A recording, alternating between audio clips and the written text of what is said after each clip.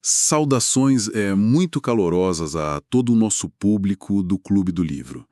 Sabe, é um prazer imenso ter quem nos acompanha aqui para mais uma das nossas rodas de conversa. Com certeza, é sempre muito bom estar aqui com o nosso público. Pois é, e hoje nós vamos começar o nosso mergulho de um jeito um pouco diferente, com uma imagem que sinceramente nos obriga a repensar muita coisa. Pense no seguinte, a comunicação ela não começa na boca. Nossa, sim, essa é a virada de chave. Exato. Ela não começa na escolha das palavras. Ela começa, no silêncio absoluto da nossa mente e do nosso corpo. Antes mesmo da gente articular o primeiro som, a nossa postura, a respiração, a nossa história pessoal inteira já estão ali, gritando uma mensagem fortíssima. É uma premissa que desafia totalmente o senso comum, né? O que eu acho mais fascinante aqui é que a gente é condicionado a acreditar que falar bem é estritamente uma questão de oratória. Aham. De ter um vocabulário bonito, né? Isso, vocabulário ou técnica de apresentação de palco, sabe? Mas quando a gente analisa o comportamento humano a fundo, a gente percebe que a voz falada é só o reflexo de um ecossistema interno muito mais complexo. Se o ambiente interno está em desordem, a palavra sai distorcida. Não importa o quão bom seja o roteiro. Exatamente. Por melhor que seja o roteiro, o corpo denuncia. Certo, então vamos desempacotar isso tudo, porque é exatamente essa proposta brilhante do material que vamos analisar na nossa roda de hoje. O livro Comunicação Autêntica, da autora Karina Almeida. Uma obra fantástica, diga-se de passagem. Nossa, sem dúvida. E tem um detalhe visual muito interessante no título, né? Aquela brincadeira com o K maiúsculo no meio da palavra comunicação. Eu notei isso logo de cara. Pois é, não é apenas a inicial da autora, da Karina, mas é também uma alusão a kairos, né, sabe? Aquele conceito grego para o tempo oportuno. Aquele momento qualitativo em que as coisas realmente se conectam e acontecem. É uma metáfora muito inteligente para presença na comunicação. Totalmente. E olha, pela densidade do que a gente vai discutir aqui, eu já deixo a sugestão para quem gosta de acompanhar a gente com o exemplar físico em mãos, né? Marcando, fazendo aquelas anotações nas margens. A obra está disponível para quem nos acompanha lá direto no site da editora. Ah, legal avisar o pessoal. Sim, é super prático. O endereço é www.meuslivros.net/VocLuz Editora. Vale muito a pena ir lá conhecer. Mas, voltando à tese central do livro, a autora traz um diagnóstico que eu achei muito preciso sobre o momento atual em que a gente vive. Sim, é um diagnóstico bem contundente. Se a gente conectar o propósito do livro ao quadro geral da nossa sociedade hoje, a leitura é clara. Estamos enfrentando uma crise crônica de presença. Uma crise de presença? Isso é forte. Muito forte. Porque a gente vive num mundo de conexões, hiper rápidas, né? A velocidade da troca de mensagens no celular, no trabalho, acabou atropelando a nossa capacidade de alinhar intenção, emoção e palavra. A gente digita antes de pensar, na real. Exato. E a Karina Almeida, que inclusive traz na obra um prefácio assinado pelo Dr. Gustavo Lintz, que foi mentor dela, ela constrói o livro sobre essa base de que a comunicação eficaz exige uma fundação neurocientífica, mas também uma postura de inteireza. Não é só sobre cérebro, né? Não, não é. E o bacana é que não tem nenhuma pegada de visão religiosa, dogmática ali. É simplesmente a compreensão de que se comunicar é, na sua essência mais pura, um ato de presença e de consideração profunda pelo outro. Sabe, isso nos leva ao primeiro grande conceito da obra que me deixou muito reflexivo. Porque para a gente entender como a nossa voz atinge outra pessoa, a gente precisa primeiro mapear de onde ela está surgindo. O famoso trabalho de base. Isso, e aí o livro introduz aquela ideia do labirinto interior. E, nossa, eu sinto que as pessoas têm um receio imenso de olhar para dentro, sabe? Elas preferem focar só em como projetar a voz para fora, fazer curso de oratória e pronto. Como é que funciona essa estrutura interna que ela descreve? É bem por aí. A metáfora do labirinto interior, ela serve justamente para ilustrar que a nossa fala não surge do nada, sabe? Ela percorre caminhos bem tortuosos antes de virar som. Tipo uma água passando por vários filtros sujos. Perfeito, uma ótima analogia. A autora mapeia 3 portas principais de entrada nesse labirinto que filtram e muitas vezes acabam distorcendo o que a gente realmente quer dizer. Quais seriam essas portas, então? A primeira porta são as memórias emocionais. Imagina o seguinte: se na infância a pessoa foi constantemente interrompida ou cansou de ouvir que a opinião dela não importava, isso fica registrado no sistema nervoso dela. Fica gravado no corpo, né? Exato, vira uma cicatriz invisível. A segunda porta são as crenças internas que derivam dessas memórias, tipo a crença de que, eu preciso gritar para ser ouvida. Ou então, é melhor eu me calar para não causar nenhum problema. Caramba, e a terceira porta? A terceira porta, que ela aponta como talvez a mais perigosa, são as emoções não nomeadas. Emoções não nomeadas. Olha, isso explica tanta coisa que a gente vê por aí. Explica muito, né? Nossa, demais. Para mim, é aquela sensação de, tipo, estar operando um maquinário pesado, super perigoso, sem nunca ter lido o manual de instruções. A pessoa sente uma frustração imensa, mas não sabe identificar se aquilo ali é raiva, se é tristeza ou se é só cansaço acumulado. Aham. E aí o resultado sai totalmente atravessado. Sai como uma patada, né? Precisamente. E é a partir desse labirinto interno, todo bagunçado, que a autora começa a categorizar a forma como a gente se comunica, usando a metáfora dos 4 rios, lá no chamado Vale da Voz. Essa parte dos rios é fantástica. Como ela divide isso? Bom, o primeiro rio é o rio tempestade. É aquela comunicação agressiva, sabe? Aquela que chega atropelando tudo. O famoso pavio curto. Isso. Mas o ponto-chave aqui, e eu acho isso brilhante, não é a gente simplesmente julgar a agressividade da pessoa. É entender o mecanismo por trás. O rio tempestade, quase sempre, ele nasce do medo. Do medo, não da raiva. Do medo ou da dor de não ter o controle da situação. Raramente é uma maldade inerente, sabe? É um sistema de defesa puro. Faz todo sentido. E o segundo rio? O segundo é o rio do silêncio ecoante, que é a omissão pura. A pessoa se cala pelo medo absurdo de perder a conexão com o outro ou para evitar qualquer atrito. Nossa, mas esse silêncio nunca é pacífico de verdade, né? De jeito nenhum. Ele é um silêncio que apodrece por dentro, sabe? Ele vai virando ressentimento, vai azedando a relação aos poucos. É a famosa panela de pressão emocional. A pessoa vai acumulando pequenas concessões, engolindo sapo todo dia, até que ela adoece fisicamente, ou então, bum, explode do nada por um motivo super trivial. É exatamente isso. A conta chega. E o terceiro rio? O terceiro é o rio parado. É a voz da superficialidade, das aparências. Sabe aquela comunicação cheia de rodeios, de gente que fala durante meia hora na reunião e não chega a lugar absolutamente nenhum? Ah, o famoso encher linguiça corporativo. Sim. É uma água estagnada. O objetivo de quem navega nesse rio é basicamente evitar a vulnerabilidade a todo custo, não se expor, não se comprometer. E aí, em contraponto a esses 3 rios problemáticos, o livro apresenta o Rio Claro. Que seria o ideal a ser alcançado. Exato. O Rio Claro é a voz autêntica. É aquela água limpa, que flui de maneira firme, mas ao mesmo tempo doce, sabe? É uma comunicação que é profunda, mas não tenta ser complicada ou rebuscada. Olha, essa categorização, ela muda muito a forma como a gente olha para as pessoas ao nosso redor.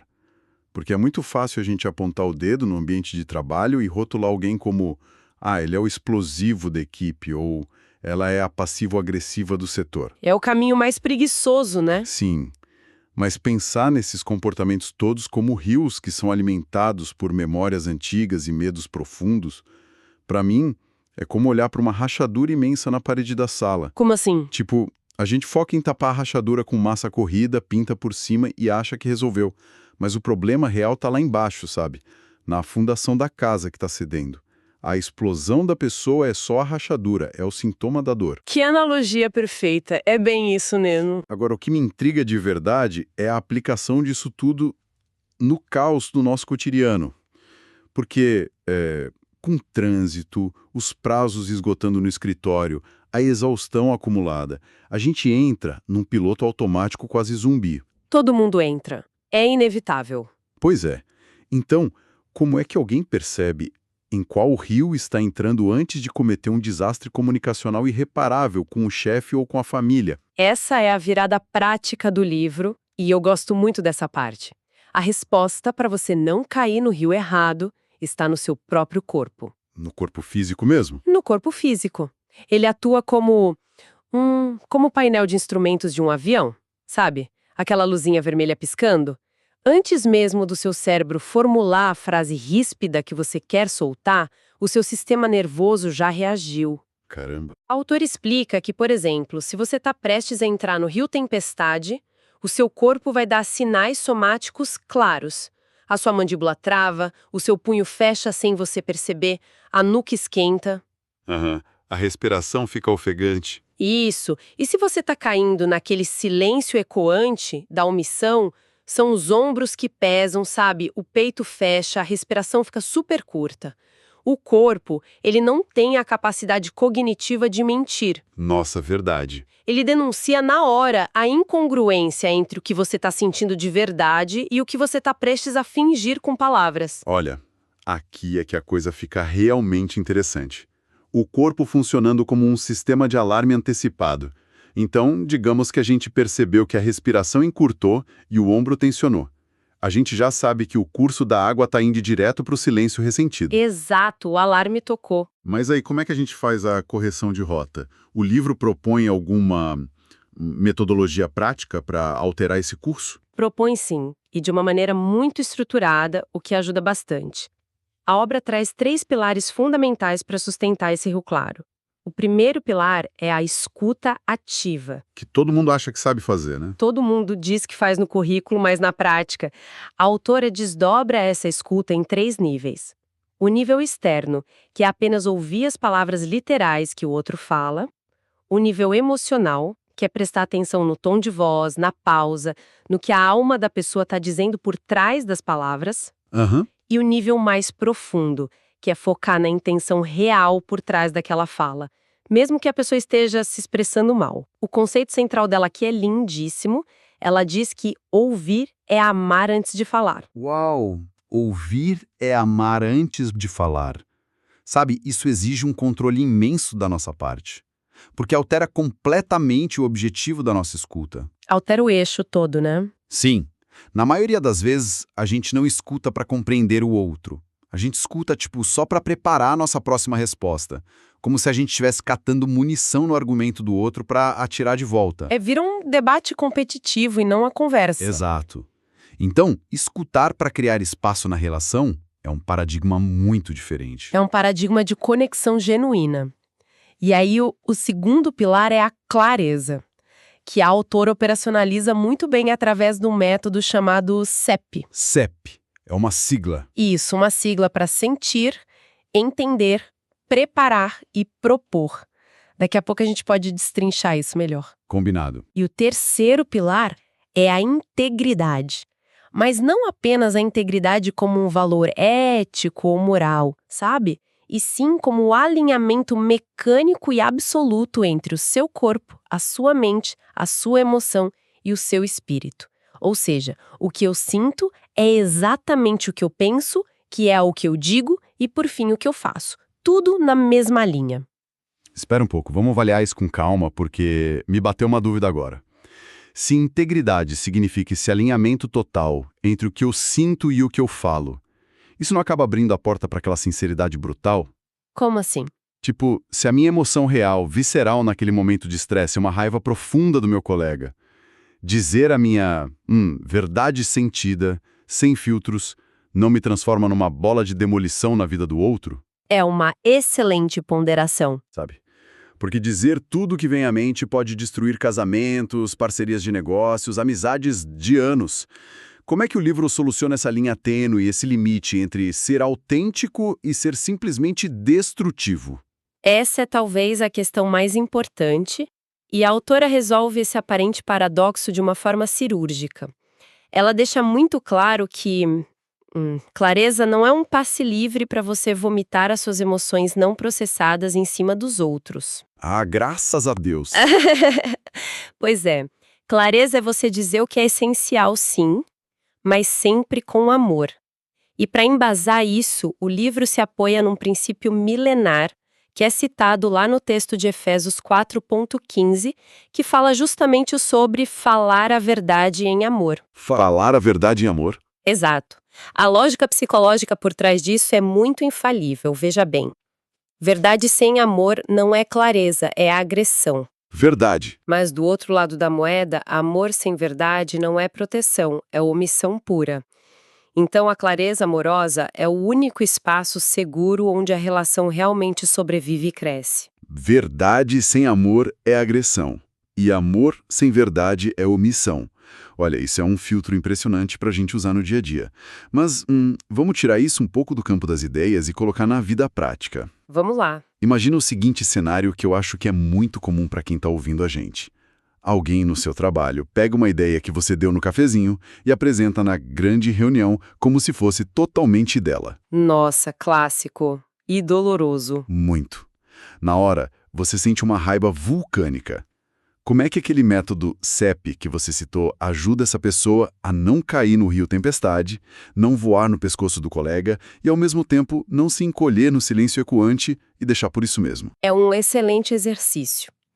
Vamos rodar o método CEP para esse caso da reunião, então. O primeiro passo é o S, de sentir. Em vez de você confrontar o colega na hora, na frente de todo mundo, você se afasta um pouco e mapeia o seu corpo. Painel de instrumentos. Isso. O coração está acelerado. O rosto está quente. Você reconhece essa raiva que está aí, mas sem julgá-la. Ela é válida. Aí o passo seguinte é o E, de entender. Entender o porquê da raiva. Exato. Porque essa raiva surgiu com tanta força, o que foi violado dentro de você? Foi a sua necessidade de reconhecimento e de justiça no trabalho. Ou seja, você separa o fato isolado daquela nuvem emocional antes de abrir a boca para falar qualquer coisa. Exatamente isso. E isso nos leva direto ao primeiro P, que é preparar.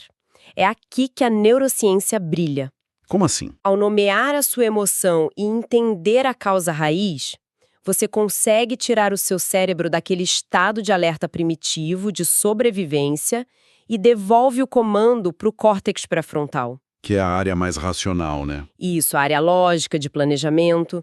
Então você prepara o que vai dizer, focando apenas no fato observável e não no caráter moral do colega. Você não vai chamar ele de ladrão de ideias. Entendi. Corta os adjetivos. Perfeito. E finalmente chegamos no último P, que é propor. Você chama a pessoa para uma conversa num ambiente neutro e faz uma proposta clara. Você diz algo como: na reunião de hoje, quando você apresentou o projeto sem mencionar que nós construímos a base juntos, eu me senti muito desvalorizada. E para os nossos próximos passos, eu proponho que a gente alinhe a apresentação dos créditos antes mesmo de entrarmos na sala. Sensacional.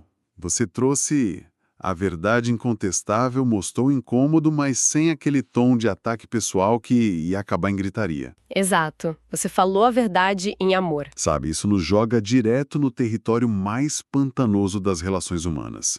As famosas conversas difíceis e a tal da cultura de feedback nas empresas. Pelo que eu percebo, o livro entra fundo nessa selva, não é? Entra munido de muita base científica, o que eu adoro. Lá no capítulo 8, a autora detalha toda a neurociência por trás do conflito. Quando a gente é contrariado ou se sente ameaçado por uma conversa que sabemos que vai ser espinhosa, ocorre o que a psicologia chama de sequestro da amígdala. Sequestro da amígdala. Soa grave? E é, biologicamente falando.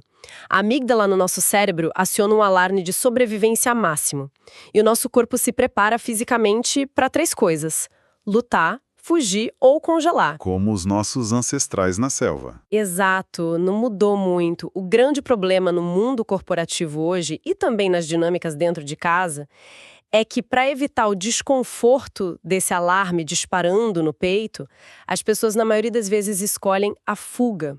Elas evitam a conversa a qualquer custo. O famoso varrer para debaixo do tapete. Isso. E essa evitação crônica que acaba construindo muros intransponíveis dentro de casa, entre casais, e cria aqueles ambientes cheios de retrabalho e fofoca tóxica nas empresas. O desconforto precisa ser atravessado. Não tem jeito. E quando a gente pensa naquela questão da congruência corporal que você mencionou antes, tem uma cena muito clássica que me vem à mente agora, e eu tenho certeza de que boa parte do nosso público já presenciou ou já fez algo parecido. Conta aí. Você está numa reunião, distribuindo tarefas com a equipe, e aí você vira e pergunta para uma pessoa se ela consegue entregar um determinado relatório até o fim do dia. Aí a pessoa abre aquele sorriso super rápido assim, automático, concorda com a cabeça e diz: claro, imagina, sem problemas, deixa comigo. Aham, eu já sei onde isso vai parar. Né? Só que ela passa as 8 horas seguintes na mesa dela, suspirando alto, digitando com agressividade no teclado, quebrando a ponta do lápis, revirando os olhos toda vez que você passa. O corpo da pessoa está gritando a frustração e a sobrecarga que a boca dela tentou esconder para ficar bem na fita. Nossa, é o exemplo perfeito da incongruência destruindo a confiança de um time. Porque o cérebro de quem está ali ao redor percebe o sinal duplo na hora. E aí registra aquela pessoa como alguém que não é confiável ou que é passivo-agressiva. Fica aquele clima horrível de pisar em ovos. E como a gente desarma isso usando as ferramentas da Karina Almeida? Ela recomenda fortemente o uso das chamadas declarações em eu, que foi bem o que a gente exemplificou agora há pouco no método CEP. Aquela coisa de focar no próprio sentimento. Isso. Quando você foca no eu, tipo, eu me senti muito sobrecarregada quando o prazo foi encurtado. Você simplesmente não dispara a amígdala do outro. Você não soa como uma ameaça. Porque não é um ataque, é um desabafo estruturado. Exato. Mas se você usar o você, tipo, você sempre me dá prazos impossíveis, você não respeita o meu tempo, o outro levanta os escudos emocionais instantaneamente e a conversa vira uma guerra de defesas. É impressionante. Compreender essa mecânica do sequestro da amígdala é quase que libertador, sabe? Porque a gente para de achar que o outro é puramente maldoso ou incompetente e entende que, na grande maioria das vezes, ele só é refém da própria biologia. Refém da biologia e da falta de vocabulário emocional. Exato. Mas aí, olha, surge um obstáculo muito prático nisso tudo. Qual? Porque ler sobre isso numa poltrona super confortável, com um café na mão, é uma coisa linda. Agora, lembrar de respirar, nomear a emoção, fazer o CEP e formular uma declaração em eu, bem na hora em que o sangue ferve e a vontade é de gritar, é outra história completamente diferente.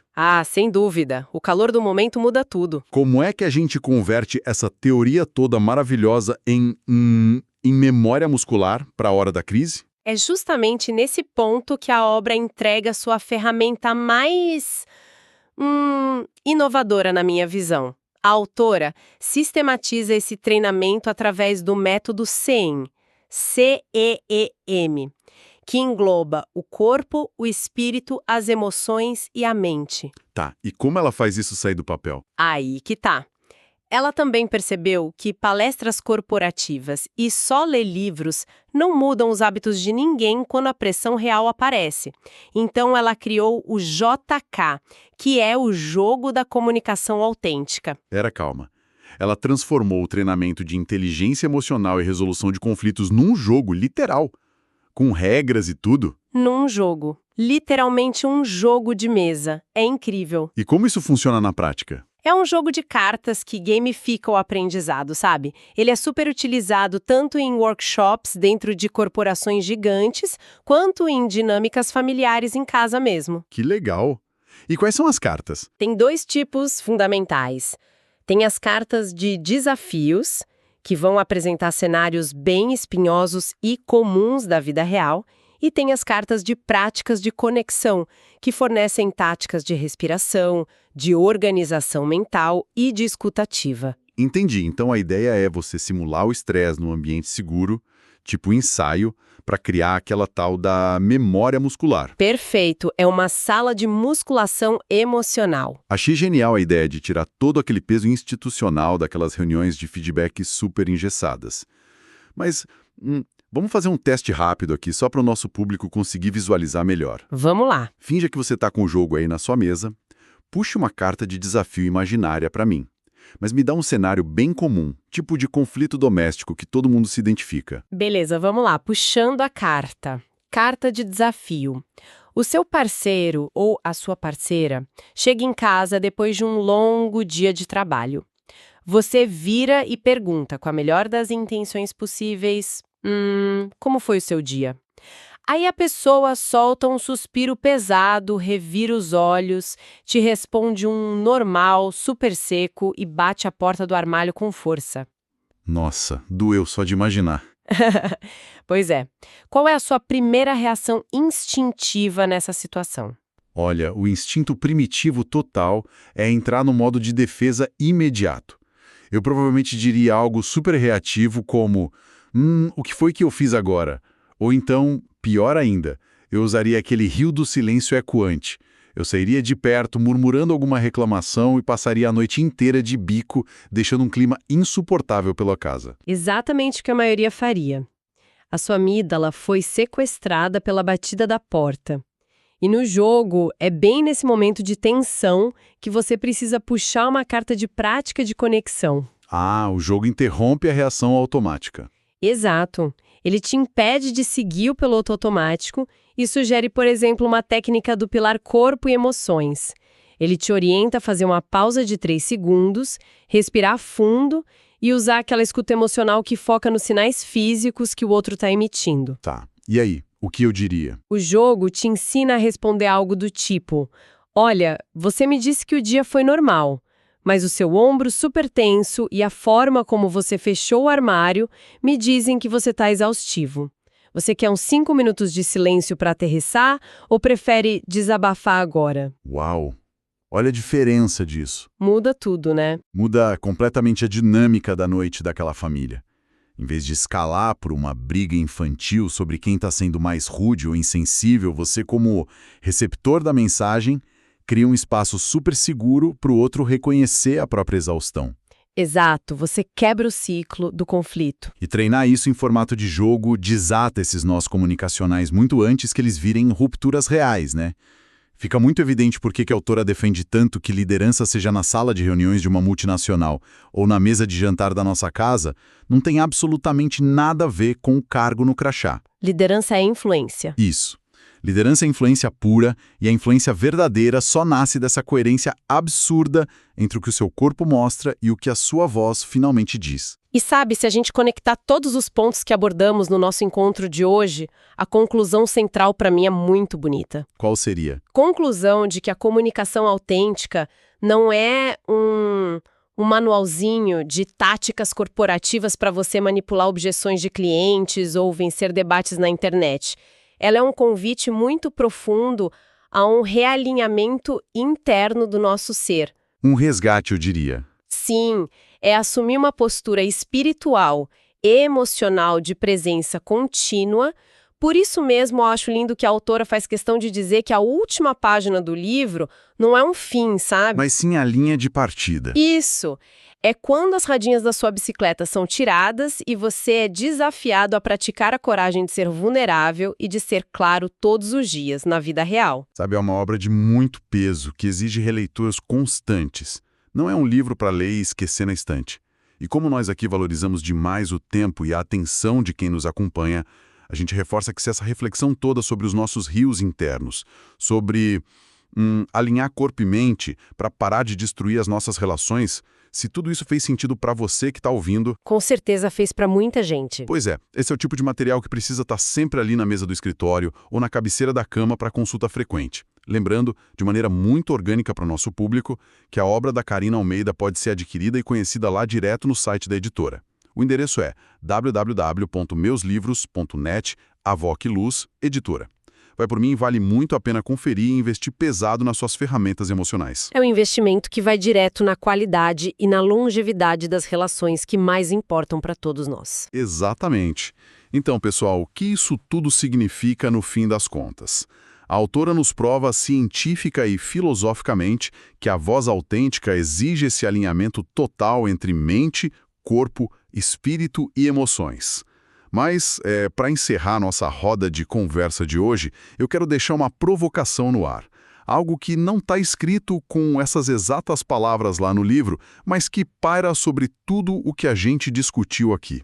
Opa, adoro essas provocações finais. Nós vivemos hoje em uma sociedade que é completamente baseada na exaustão e no estresse crônico. Todo mundo está cansado o tempo todo. A grande pergunta é: o que acontece com a nossa verdade? Com a nossa capacidade de acessar aquele lindo rio claro da comunicação, quando o nosso corpo biológico está simplesmente cansado demais para acompanhar as boas intenções da nossa mente? Nossa, que pergunta difícil. Será que o descanso físico, a pausa verdadeira, é, no fim das contas, o pré-requisito mais ignorado e mais essencial para a gente conseguir tratar quem a gente ama, com o respeito e a clareza que eles merecem? Fica aí essa pergunta para o nosso público refletir durante a semana. Tentem observar e escutar os seus próprios rios internos, viu? Um grande abraço de todos nós do Clube do Livro e até o nosso próximo mergulho.